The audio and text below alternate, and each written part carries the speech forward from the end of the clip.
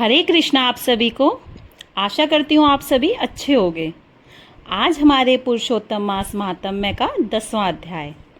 अब तक हमने सुना था कि किस प्रकार ब्राह्मण सुदेव की तपस्या से प्रसन्न होकर कृष्ण भगवान ने उनके पुत्र को दोबारा जीवित कर दिया था। अब आगे नारायण जी ने कहा, हे नारद, भक्त वत्सल अपनी वाणी से सुदेव ब्राह्मण को प्रसन्न करते हुए बोले, हे द्विजराज, जिससे मैं प्रसन्न हुआ हूँ, क्या यह तुम नहीं जानते? मेरा प्रिय पुरुषोत्तम मास आने पर तुम दोनों स्त्री पुरुषों ने उपवास कर यहाँ बैठने से पुरुषोत्तम मास की सेवा हुई है। जो मनुष्य का जन्म लेकर श्री पुरुषोत्तम मास में जप तप स्नान दान आदि नहीं करते हैं, वे जन्म जन्मांतर में दरिद्र होते हैं। अतः सब प्रकार से यत्न करके मेरे प्रिय पुरुषोत्तम मास का सेवन करना चाहिए। जो पुरुषोत्तम की सेवा करेगा वह भाग्यवान धन्य होकर मुझको प्राप्त होगा। श्री नारायण बोले, इस प्रकार हे मुने, जगदीश्वर कृष्ण भगवान ऐसा कहकर तत्काल गरुड़ पर चढ़कर अत्यंत पवित्र अपने वैकुंठ लोक को चले गए। स्त्री सहित सुदेव ब्राह्मण मृत हुए पुत्र को फिर जीवित हो देखकर हर्षित हो गए और कृष्ण भगवान की सेवा और पूजा में लग गए। ऋषि वाल्मीकि कहते हैं कि वहीं तुम राजा दृढ़धनवा विख्यात हुए। हे राजन, पुरुषोत्तम मास के सेवन से संपूर्ण ऋषियों के भोगने वाले हुए। हे राजन, जो तुमने मुझसे पूछा था सो मैंने तुम सबको वो सब बतलाया, और पूर्व जन्म में जो तुम्हारा पुत्र शुकदेव था वही वो तोता था जो तुम्हें जंगल में मिला था। हरि ने उसको दोबारा से जिंदा किया और वह शुकदेव नाम से विख्यात हुआ। वह शुकदेव 12,000 वर्ष तक आयु भोग कर बैकुंठ को गया।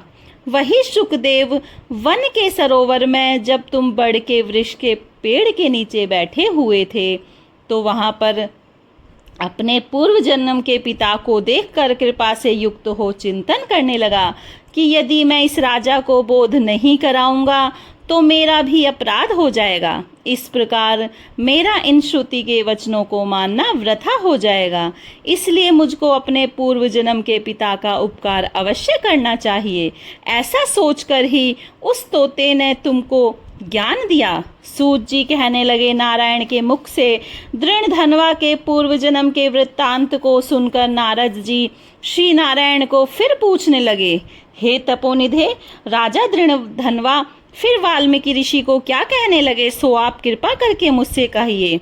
श्री नारायण बोले, हे नारद, राजा दृढ़धनवा वाल्मीकि ऋषि से कहने लगे कि हे मुने, यह मोक्ष को प्रदान करने वाला पुरुषोत्तम मास का व्रत कैसे करना चाहिए और इसकी पूजा करनी कैसे चाहिए, सारी विधि कृपा करके मुझे बताएं ताकि सब लोगों के हित की बात हो सके।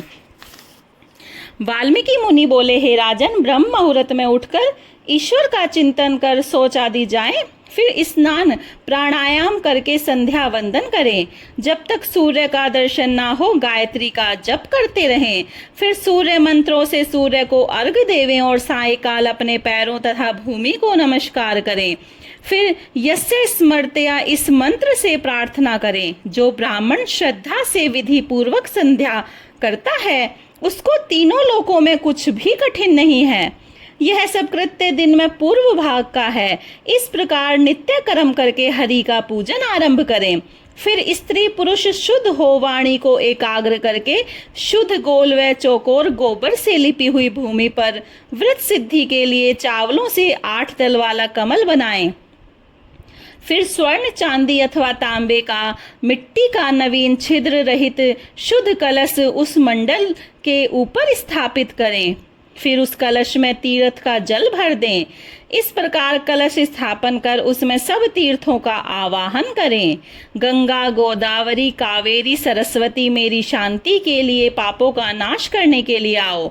फिर कलश को मंत्रों से गंध अक्षत नैवेद्य और ताजे पुष्पों से पूजकर कलश के ऊपर पीले वस्त्र से लपेटा हुआ तांबे का पात्र रख दें।